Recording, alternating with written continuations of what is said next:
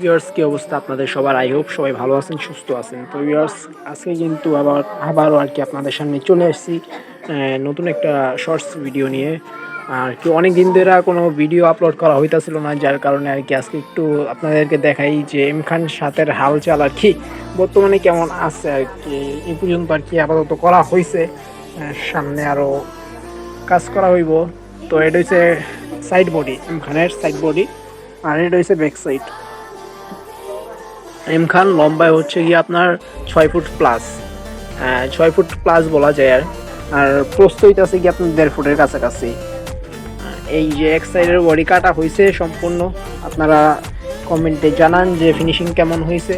আর আরেক সাইডেরটা কাটা শুরু করছি আজকে, তো মোটামুটি অর্ধেকের কাছাকাছি কাটছি, বাকিটা কাটবো।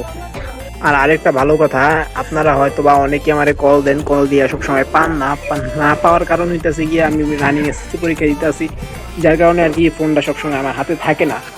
আপনারা যদি আমার না পান তাহলে হোয়াটসঅ্যাপে নক দিন, এই নাম্বারে হোয়াটসঅ্যাপ খোলা আছে, ইমো খোলা আছে।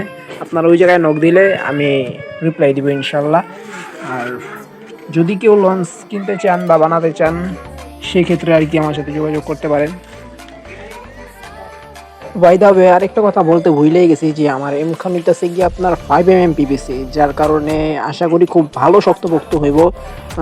এটা 3mm না যে একটু ইয়ে হইব, 5mm, যার কারণে এটা একবারে খুব হেভি মানের হইব আশা করি।